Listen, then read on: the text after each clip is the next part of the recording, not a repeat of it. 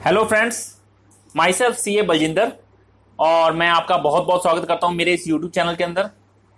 दोस्तों, जैसा कि आप सब लोग जानते ही हैं कि गवर्नमेंट ने फाइनेंशियल ईयर 2021 के लिए दो टैक्स रिजिम दी हैं, मतलब दो टैक्स स्लैब दी हैं और हर एसएससी को मतलब इंडिविजुअल और एचयूएफ के लिए एप्लीकेबल है। और इंडिविजुअल और एचयूएफ को इन्होंने ऑप्शन दी है कि आप इन दोनों टैक्स स्लैब में से कोई भी टैक्स स्लैब चूज कर सकते हैं और उसके हिसाब से आप टैक्स पे कर सकते हैं। लेकिन दोस्तों, बहुत से लोगों के लिए ये बहुत बड़ा मुश्किल काम हो गया है उनको ये चुनना कि वो किस टैक्स स्लैब में जाएं। तो दोस्तों, मैं आपसे प्रॉमिस करता हूं कि इस वीडियो के एंड होते होते आप खुद ये जज करने लायक हो जाएंगे कि आपको किस ऑप्शन में जाना है, किस ऑप्शन के अंदर आपका जो टैक्स है वो कम बनेगा। तो चलिए दोस्तों, शुरू करते हैं। तो दोस्तों, आगे बढ़ने से पहले मैं आपको थोड़ा सा टैक्स रेट बताना चाहूंगा। जैसे कि आप सब जानते ही हैं कि जो दो टैक्स स्लैब दिए हैं, एक ओल्ड टैक्स रेट, इसके अंदर वही पुराने टैक्स रेट चलते रहेंगे जो पहले चलते थे दोस्तों, 5%, 20% और 30% के। और यहां पर हम एग्जेम्पशन और डिडक्शन भी क्लेम करते थे। लेकिन नई टैक्स स्लैब के अंदर दोस्तों मल्टीपल टैक्स रेट कर दिए गए हैं, जैसे 5%, 10%, 15%, 20%, 25%, 30%, जैसा कि आप मेरी स्क्रीन पे देख रहे हैं। लेकिन यहां पर एक चीज क्या कर दी है दोस्तों, यहां पर जो हमें एग्जेम्पशन और जो डिडक्शन मिलती थी वो डिडक्शन अब हमें एग्जेम्पशन हमें नहीं मिलेगी। तो दोस्तों, ये डिसाइड करने के लिए कि कौन सी मेरी लिए ऑप्शन अच्छी होगी, हमें ये जानना बहुत जरूरी है कि वो कौन कौन सी मेजर डिडक्शन हैं, वो कौन कौन सी मेजर एग्जेम्पशन हैं जो हमारे टैक्स पे फर्क डालेंगी। उसी से हम ये जान पाएंगे कि कौन सी ऑप्शन में जाना हमारे लिए बेटर है, कितना वो हमने इन्वेस्टमेंट है या कितनी वो एग्जेम्पशन डिडक्शन है जो हमें मिलती हैं। चलिए दोस्तों, आगे देखते हैं और उन मेजर एग्जेम्पशन और डिडक्शन के बारे में जानते हैं जो हमें पुराने टैक्स रिजिम के अंदर मिलती थी, जो नए में नहीं मिल रही हैं। तो दोस्तों, मैंने वो मेजर डिडक्शन और एग्जेम्पशन की एक चार्ट बनाया है जो कि आपके सामने स्क्रीन पे है। इसमें सबसे पहले दोस्तों, आप जैसे जानते ही होंगे, स्टैंडर्ड डिडक्शन मिलती थी, वो होती थी 50,000 रुपए की सैलरीड एम्प्लॉयड और पेंशनर के लिए ओल्ड रिजिम के अंदर। अब मैं जितनी भी बात करूंगा ओल्ड रिजिम के लिए बात करूंगा कि ये एग्जेम्पशन उनमें मिलती थी। और दूसरी जो डिडक्शन मिलती थी वो थी दोस्तों हाउस रेंट अलाउंस की। जैसा आप सब जानते ही हैं कि किसी भी इंप्लॉय की सैलरी में एचआरए एक बहुत बड़ा रोल अदा करता है और नॉर्मली सबको ये पता होता है कि उसका कितना एचआरए पोर्शन है जो कि एग्जेम्प्ट चल रहा है। और अगर आप कैलकुलेट भी करना चाहें तो उसके लिए मैंने आपको लिख दिया है, इन तीनों में से जो भी कम होगा वो एग्जेम्प्ट होगा। जैसे HRA received actual rent paid minus 10% of salary और 50% ऑफ बेसिक सैलरी और 40% नॉन मेट्रो केस में। तो इससे भी आप खुद भी निकाल सकते हैं। तीसरा था दोस्तों एलटीसी, लीव ट्रेवल कंसेशन। जैसा आप सब जानते ही हैं कि 2 साल के ब्लॉक में एक बार आप एलटीसी क्लेम कर सकते हैं जो कि टैक्स फ्री है।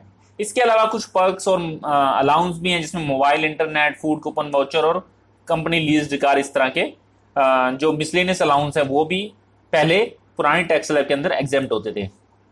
इसके अलावा दोस्तों एक हाउस रेंट अंडर सेक्शन 80 जीजी के अंदर एक डिडक्शन मिलती थी जो लोग एचआरए क्लेम नहीं करते थे, मतलब जिनको एचआरए की एग्जेम्पशन नहीं मिलती थी, वो उनके लिए ऑप्शन थी कि वो 80 जीजी के अंदर डिडक्शन क्लेम कर ले, जो कि मिलती थी मैक्सिमम अप टू 5,000 रुपये पर मंथ। तो 5,000 maximum up to 5,000 per month ये भी क्लेम कर सकते थे। इसके अलावा एक बहुत बड़ी डिडक्शन थी दोस्तों हाउसिंग लोन इंटरेस्ट की। अगर आपने कोई हाउसिंग लोन ले रखा है तो उसके लिए आप जो इंटरेस्ट पे कर रहे हो वो 2 लाख रुपए तक पर एनम वो आपके लिए डिडक्टेबल होता था अंडर सेक्शन 24 हाउस प्रॉपर्टी के अंदर, जो कि आपकी सैलरी इनकम में से बाद में माइनस हो जाती है, एडजस्ट हो जाती थी दोस्तों। इसके अलावा दोस्तों एक गवर्नमेंट ने होम लोन का इंटरेस्ट, जो एक अफोर्डेबल स्कीम आई थी, उसके लिए पर्टिकुलर ड्यूरेशन दी गई है, उसकी भी गवर्नमेंट ने 80 ईईए के अंदर एक एडिशनल डिडक्शन दी थी जो कि 1.5 लाख रुपए तक मिलती थी। इसके अलावा दोस्तों 80C की डिडक्शन थी जो कि मिलती थी 1.5 लाख रुपए तक, मैक्सिमम 1.5 लाख तक क्लेम कर सकते थे, जिसमें हम इन्वेस्ट करते थे पीपीएफ में, प्रोविडेंट फंड में, LIC, post office scheme, tax FDR और भी ट्यूशन फीस बहुत सी होती थी, जो कि मैक्सिमम 1.5 लाख रुपए तक डिडक्शन हमें मिलती थी। आगे बढ़े तो दोस्तों, जैसा आप जानते हैं कि कोई कंट्रीब्यूशन अगर करता था एनपीएस के अंदर तो भी 50,000 की अप टू 50,000 वो इन्वेस्टमेंट कर सकता था, जिसकी 80cc D1 के अंदर डिडक्शन मिलती थी, जो कि मैक्सिमम 50,000 रुपये तक मिलती थी। इसके अलावा अगर कोई आप मेडिकल इंश्योरेंस प्रीमियम पे करते थे तो उसकी भी दोस्तों 80D के अंदर डिडक्शन मिलती थी, जो कि 25,000 रुपये अगर सेल्फ और फैमिली का इंश्योरेंस कराया है, और 25,000 रुपये एडिशनल मिलती थी अगर पेरेंट्स भी कवर हैं तो टोटल 50,000 की मिलती थी। यहां पर एक चीज और नोट करने वाली थी दोस्तों कि अगर आपके पेरेंट्स सीनियर सिटीजन है तो 25,000 से बढ़ के 50,000 हो जाती थी।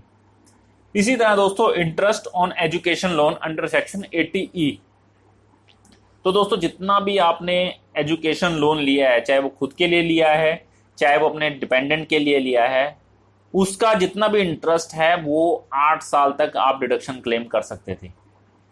तो दोस्तों ये वो मेजर डिडक्शन और एग्जेम्पशन थी जो हमें ओल्ड रिजीम के अंदर मिलती थी। क्योंकि ये कहना बहुत ही मुश्किल होता है कि ये केस टू केस डिपेंड करता है कि आपको किस उसमें जाना है। तो दोस्तों आपको करना क्या है, आपको ये देखना है कि जो मैंने अभी आपको मेजर डिडक्शन बुलाई, इनमें से कौन कौन सी डिडक्शन के लिए आप एलिजिबल हो, कौन कौन सी एग्जेम्पशन के लिए आप एलिजिबल हो। तो आपको अपनी टोटल इनकम के अंदर से ये सब माइनस कर देने हैं दोस्तों। तो जो नेट टैक्सेबल इनकम आएगी उसके ऊपर आपने ओल्ड टैक्स स्लैब लगा के देख लेनी है, आपको आपकी टैक्स की फिगर पता लग जाएगी ओल्ड टैक्स स्लैब के हिसाब से।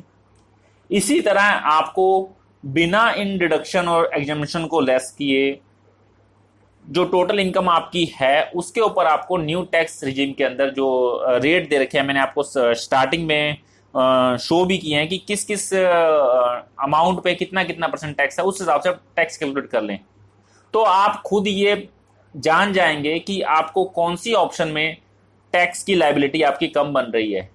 तो इस तरह से आप अपनी टैक्स की लायबिलिटी कैलकुलेट करके आप ये जान सकते हैं कि दोस्तों आपके लिए कौन सी ऑप्शन सूटेबल है। और उम्मीद करता हूं कि आपको ये कंसेप्ट मेरा जो इजीली समझ आया होगा। लेकिन अगर अभी भी आपके कोई क्वेश्चन हो तो आप मुझे कमेंट बॉक्स में कमेंट करके पूछ सकते हैं, मैं ट्राई करूंगा कि आपके सारे क्वेश्चनों का जवाब दे सकूं। आपका बहुत बहुत धन्यवाद वीडियो देखने के लिए।